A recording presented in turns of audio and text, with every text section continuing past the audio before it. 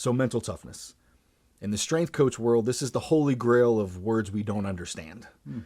And we try to influence things and say we're going to make kids more mentally tough. And what better topic to cover with you, my friend? Yeah. Been a Navy SEAL for, I can't remember how many years you said you were in, but the epitome of what people define mental toughness is. So I would just be interested to hear, when you hear those words, what do you think? I think a coin term to get thrown around way too much. Kind of like tactical athlete. Yes. Same kind of thing. It's like a catchword. Mm-hmm. It's like, oh, mental toughness. Like, what is it to you? Like, to me, it's finding out where your limits are and then completely committing to go past them, not knowing what's going to happen. Like, I might die if I do this. I'm going to do it anyway. Because, I mean, we've all hit points like that. Like, Yes. You've hit points like that on a squat rack. You've hit points like that on push-ups and all that. But it's the force push through. Like, you hit that same wall, we'll say it. You know, in butts, like, I've told people, everybody I'll ever say it's been through, it's not uncommon to get dropped down for 1,000 push-ups straight. Your hands don't leave the pavement. I mean, you can shake it out, but, I mean, you're down there for what feels like eternity. And you can't do anymore. Like, if you dropped right now and held a gun in my head, and he's like, if you don't do 100 perfect push-ups with no break, I'm shooting you in the head. It's not going to happen. Like, you might as well shoot me at 4. You know what I mean? I can go as far as I want to. I'm not going to be able to do 100 perfect without taking some sort of rest pause. It's doing that continuously over and over and over. It's that same performance anxiety, that same stress. Like, this is everything right now. How far can I go? Just keep going. I can't go. Just keep going. And somehow you just keep going. You're like holding your breath, like doing these underwater breath holds. You're like, I'm going to black out and drown right now. And you just keep going. Just don't stop. You just finally get to that point where you're like, I'd kind of rather die than stick my head up over water and say I quit. Or just come up premature. It's like, I am just going to die. Fuck it. And they just keep going. And you'll see them. They'll just black out. They don't care. They'll black out and just, they'll hit the wall and they'll come up. They'll get resuscitated. And it's like, oh my God, we're back alive again. And somehow they're okay with it. Yeah, I mean, like, there's been multiple times. And I think people get there. People get it jumping out of airplanes, rappelling, doing dangerous things. But the physical, sitting in cold water, heat exposure, anything like that, like, I think it's going to kill me. I'm still going to go. It happens in surf torture all the time. People just hyping out. Yeah. Just jacking, your teeth are chattering like, are you? And then people just get up and leave. Get up and leave. And there is a point in your head where you're like, I am going to hype out and die right here. I am. So sort of a loaded question. Do you think you can train mental toughness? Do you think you can make someone more mentally tough? And before you answer, I remember I was talking to a guy that was, I can't remember which team guy I was working with, but he was a part of the selection process or whatnot, the screener. And he was telling me the only things they have found that show an indication of mental toughness is 1, coming from a broken family, 2, experiencing childhood trauma, whatever that is, and 3, a belief in a higher being. Doesn't have to be God, it can be anything spiritual, it can be energy based, whatever it is. But those 3 things were the only data points they found to associate mental toughness to. Going up in a broken home, dad, mom, whatever, not there, or extremely chaotic, stressful, trauma. It could be anything. A firehouse, seeing your dad get killed, whatever it is, or the belief in a higher being. Those were the only things. It wasn't workout related. It wasn't VO2 max. It wasn't how fast you can run, how many push-ups you can do. And when you say, I'm willing to go further than anyone else, that's what I think about. Because a kid that grows up in Iowa in the suburbs is not going to have the same approach to life as a kid that grew up in the streets in Chicago. True. And you can't also make someone have that level of mental toughness because they weren't exposed to it. The only thing I found that works, like, you can do the toughness, the boot camps, and the, hey, we're going to do cold water exposure, and you can slowly build up people to that, I guess, to a certain extent. But to me, I get more results out of confidence. Okay. Making them successful over and over and just slowly pushing the envelope just a little more. Hanging on a pull-up bar. How long can you hang on a pull-up bar? 10 seconds. That's it. We got 12. Mount it again. Mount it again. Mount it again. Over and over and over. And it's like, well, you did 12 seconds 8 times in a row. Why don't we just stop fucking around? Let's go for 15. Shake it out. Oh my God, you got 15. Awesome. Tomorrow we do it again. Baseline's 15. Here we go. You just build their confidence up over and over and over. You kind of do that with anything. Now it's cold water. Like, you made it 13 seconds. Let's try 30. Just don't get out of the water. There's nothing making you get out of the water. Just you. Stop being weak. So almost slowly pushing back your internal governor of like, Yeah. can I do this versus I can't do it? And before you know it, you've experienced so many wins of things you can do. It almost is like a superpower. Which is like, people say whatever they want about the cold plunge and all that kind of shit. That's a really good testament to it. It You're not going to sucks. die. Yeah, like, that sucks. It is not going to kill you 100%. 3 minutes in that water will not kill you. You will not get hypothermia. I got a contrast shower already turned on, brother. Sit in there. And people, they can't do it. It's like, I can't. Yes, you can. You 100% can. Just sit down. Stop moving. So good talking point. How do you convince someone that they can? Does that person have something inside of them that Lack of confidence. lack of confidence? But is it one of those things where you have to have such a high, I don't want to say ego, but like belief in yourself that like I can do anything or I'm confident enough to do it? Or is it the wins over time that like give you the confidence to attempt something that people would say, oh, he's so mentally tough? No, that dude has just done so much that he knows that he believes in himself and he can do that. Or girl, whatever it is. Yeah. To me, the micro wins are really the key to the whole thing. Getting them confident enough to be able to do it. Or I use myself as an example. I put my fucking shoes and my socks and my pants on the exact same way you do. There's nothing different for me. There's nothing special about me. Except that I'm willing to go the whole way. That's it. All you got to do is just sit in the water. Just sit there. Don't move. Stop trying to fight to get out of the water. It doesn't matter. Just stay in the water. How do you challenge yourself though? Because I think that's the thing now. Do hard things, people say, and the cold water is a great example of that. How do you wrap your head around? Because even me, like I like to challenge myself and do things, but there's some times where I'm like, especially that cold plunge is a great example. I was in it consistently. Then we had a couple cold days, and I was like, dude, I'm cold when I walk into the gym. I don't necessarily want to do that again. Yeah. But I know I can. But how do you convince yourself? Is it just something like that accountability towards yourself, and you can like, I'm going to do this no matter what? Almost like you sign a contract with yourself. Yeah. I'm doing it because I said I would. Because you said you would. Yeah. I said I was going to do it. I said I wasn't going to miss the gym. I said I was going to do the cold plunges. I was going to do this and that. I'm going to fucking do it. Like, I don't, make no mistake about it, I do not want to get in that water. I look at it the same way as everybody else. The only difference is I'll get in it every day. Not because I want to. It's like, dudes talk about David Goggins and running. Like, how does he do that? He just doesn't stop. Like, his ego's just, his body wants him to stop. His ego's just stronger now. I'm not going to. I'm just going to keep going. How far?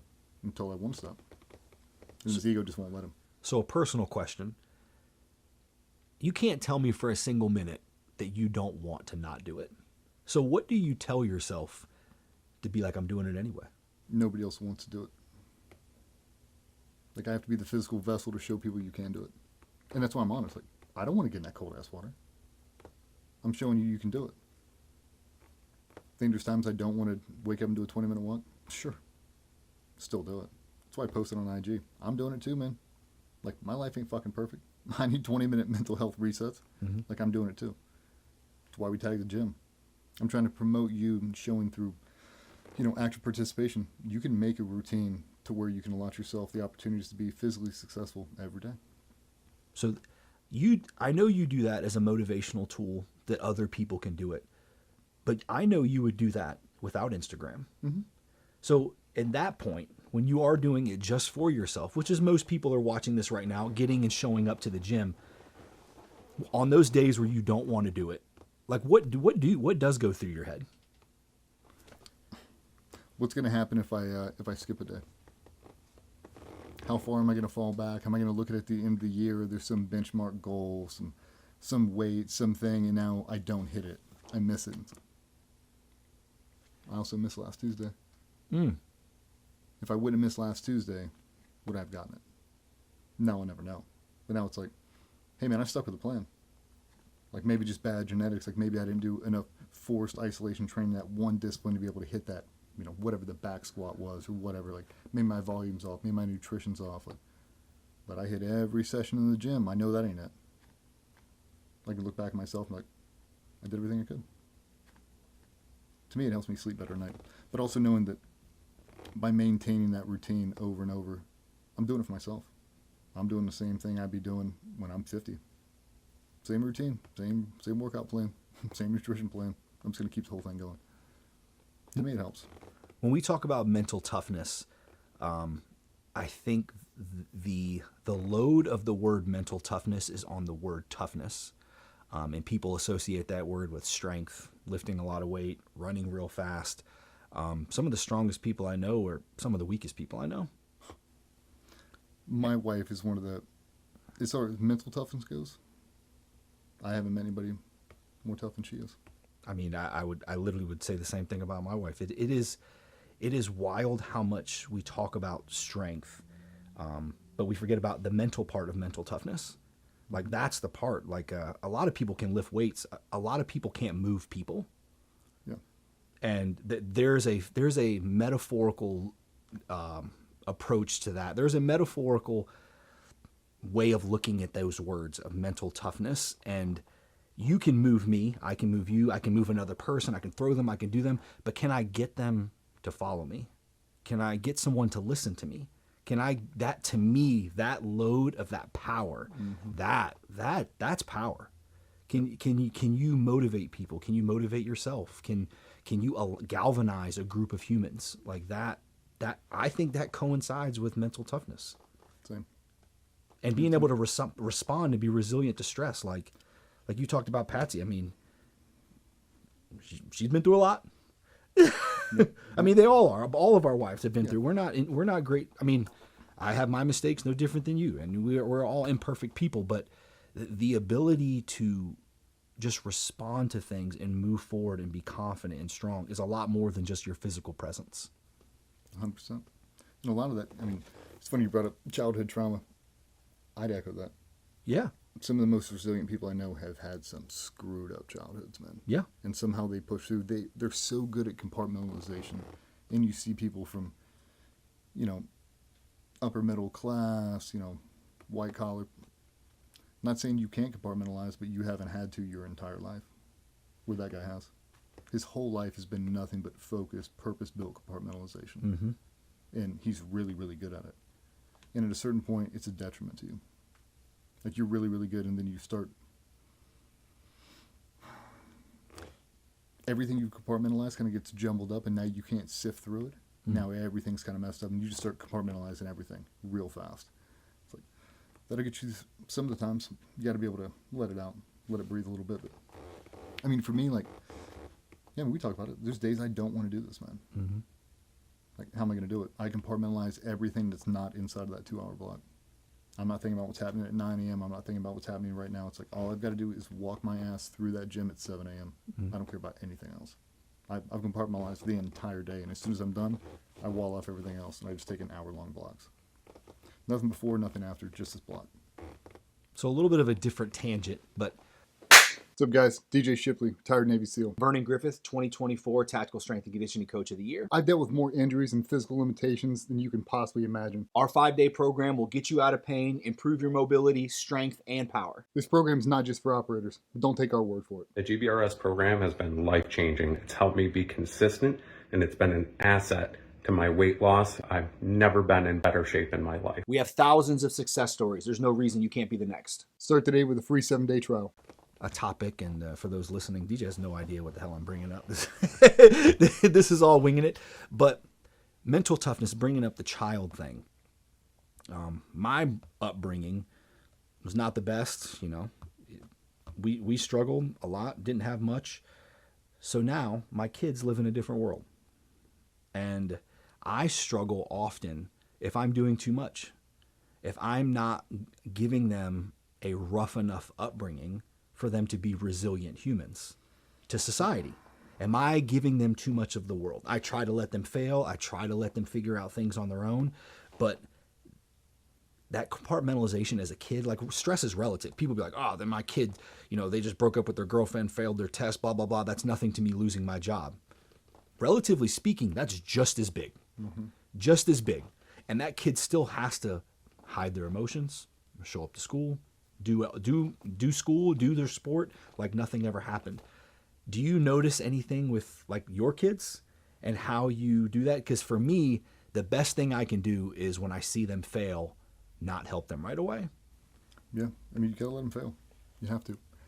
I'm in the same boat as you. I'm trying to give them a better life than I had, and at a certain point, I'm like, am I doing too much? yeah, am I? Like, Yeah. I mean, I think about the things that I had to do at 7. Mm-hmm. My kids don't have to do at 7. Mm-hmm. But I feel like I'm better off now because of the things I had to do at 7. But I also don't want my kids to have to go through that. So it's like, what the hell am I supposed to do as a parent? I read all the things, I see all the things, and it's like, well, I don't want my kids to have to grow up that way I did. So I give them things, I give them opportunities and whatnot. But then it's like, well, would I be where I'm at if someone gave me all that? But then I don't know what the right answer is, if I'm being honest. Yeah. I don't know either. I mean, hope I catch them on the next 10. I mean, like, you hate to say that, but, like, I don't want them to suffer, man. Like, I don't want them to have to grow up and go to shitty schools and have to, feel like they're fighting paycheck to paycheck. Like, I don't want them to have to do that. Mm-hmm. Like, I remember what that was like. I don't like that. I don't want them to have to, but I do want them to be resilient. I want them to be self-sufficient. Be able to do things for yourself, man. I'm not always going to be here. Yeah, trying to find that balance.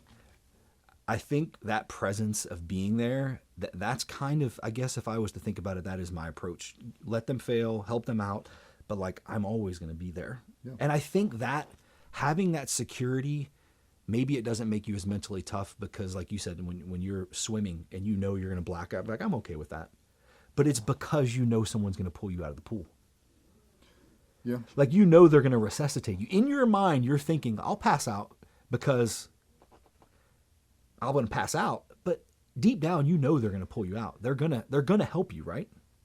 Yeah. Like, do you think that? Well, but I mean, there's moments in training where they can help you. Like you're on your own.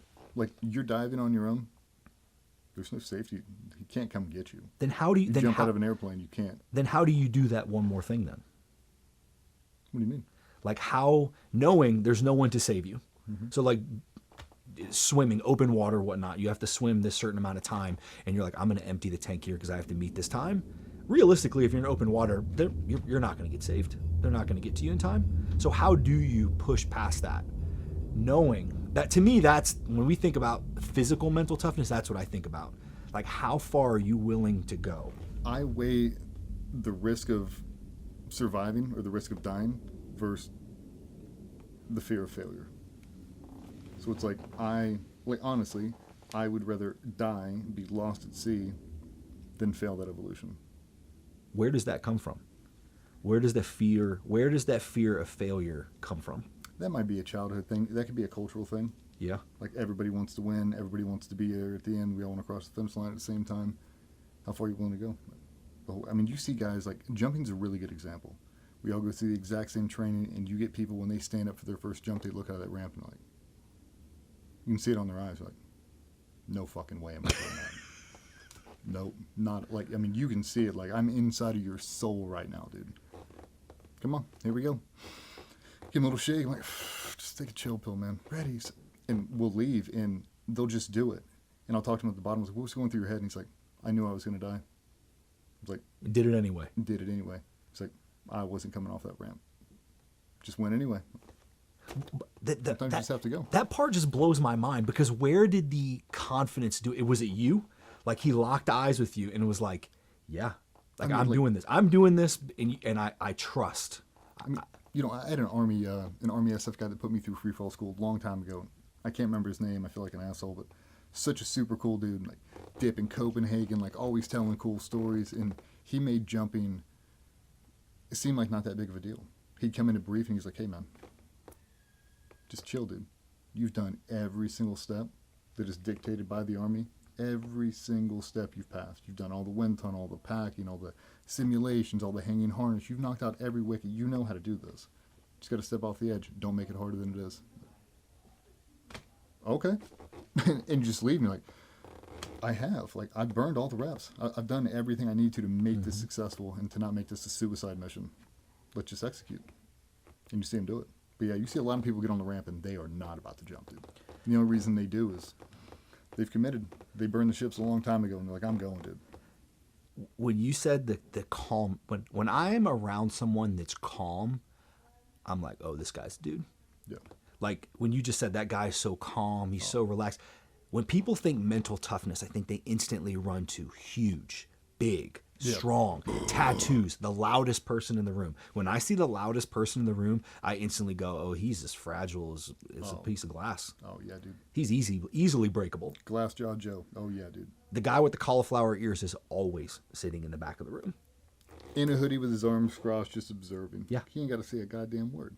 Yeah, dude. I'll never forget when there's been a couple guys I've worked with, team guys, and they look like used car salesmen. No tattoos, I'll say a dweeb, but just, and you've been like, he's one of the most dangerous dudes in the world. I'm like, get the fuck out of here. Him? That guy? And you're like, dude, let me tell, and you've told me stories, and I've been like, I can't even imagine. I can't imagine that guy. He's like John Cena. He should be doing a kid's movie somewhere. And he's a badass, a dude that's willing to, that's so mentally tough, but he's so, I think maybe that's the word. He's so confident in what he's willing to do and capable of doing that he doesn't have to have a facade. It's not this isn't a character that he's playing. Like he's him. He's the guy. Yeah. I mean, you see that in all walks of life. Loudest dude in the room ain't the dude you want to be around anyway. It's that dude in the corner not saying shit. Yeah. Yeah, I mean,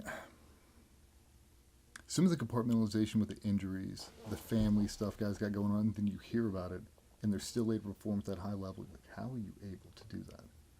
Like, just mental toughness. Like, not just to physically be able to compartmentalize everything you got going on. Some dudes with some serious injuries, but you find out they're going through a divorce, their kids got stuff going on, sick, in and out of the hospital, parents are dying. You're like, how are you able to do that?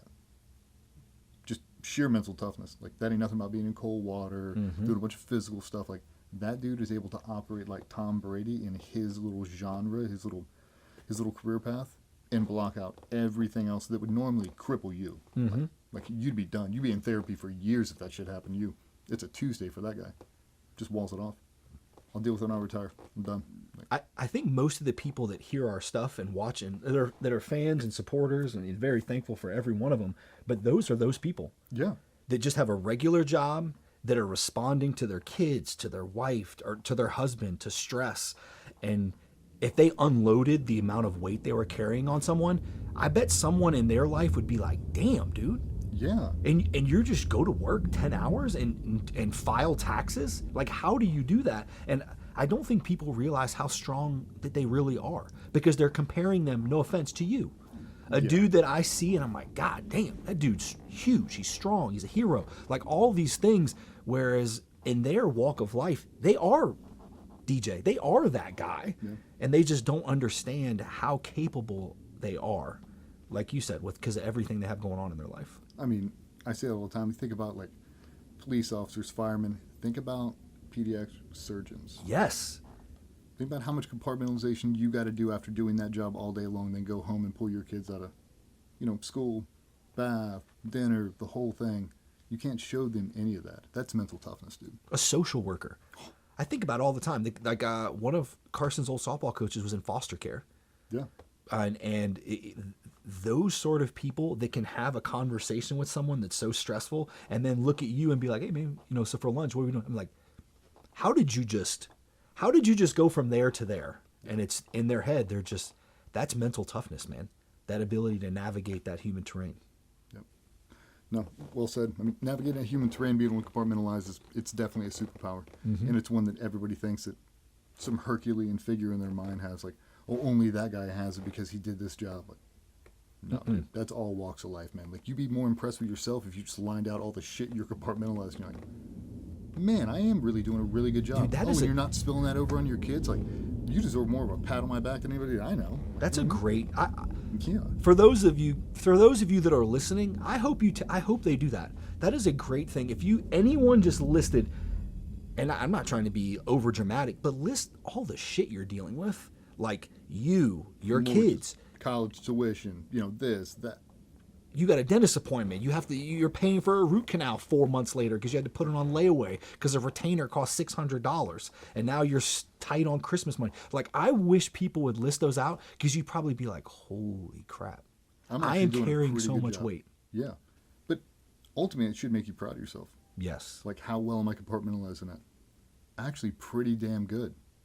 Good. Keep it up. Now, how many of those things on that list now can you actually control? Start crossing off the ones you can't. Like, well, I can't do that one, this one, this one. See how far that list shrinks. Like, 9 out of the 12 things that are really, really weighing you down, you can't even affect, dude. At all. Like, why? Why are you dreading over that? I mean, you should be really proud, even though it's taking up active bandwidth, how well you're doing at compartmentalizing. Most of that list you can just scrub, dude. Write it all down, start scrubbing out things you can't control. But no, I mean, good on you guys. Hopefully you're doing a really good job, better job than I did. Not projecting that back onto the families, but it is kudos, man. Like, you'd be really, really surprised. Grab the people next to you. Guy sitting in a Starbucks, straight up a conversation. Like, you'd be shocked. I mean, the stuff Vernon, Jared, all the boys here, like, everybody's got their own little world they've got to be able to manage. And it's stressful, dude. It's super stressful. But that's why we got to have an active routine that helps us get on the opposite side of it.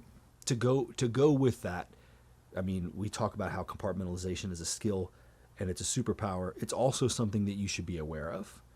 Yep. Because eventually your bucket will overfill. So having resources or autonomy with yourself, whether that's self-reflection, going on walks, things that you enjoy doing, working out is one of yours, getting in the cold plunge, exposure to things, but giving yourself things that be like, I am really good at compartmentalization. I should be aware of that, control what I can control, but also give myself outlets, because that low hum will build. And that was my problem. And I've been in therapy for a while about it. Is I'm really good at just, I could put that on the back burner, but then, my wife says something or my kid says something and and and it's like, my wife would be like, well, where'd that come from? And it's like, oh, well, you said that. That's not why. It's that low hum has been building for days now from a conversation we had weeks ago of an argument we never came to a resolution on, and I can't get past it. Yep. And it's like, that. So it's being aware of that compartmentalization as well. You got to be empty the bucket, man, constantly. Yeah. Like, I was the worst at it, dude. Anything. You've worked on that a ton. Yeah. You were a completely different person than when I first met you. Yeah. Everything. I would say you're more mentally tough now. Oh, yeah. And for the last 5 years, for sure. yeah, you are way more mentally tough now, but I think you're aware of it. You're confident now. You're way more confident. And you're vulnerable. Mm-hmm.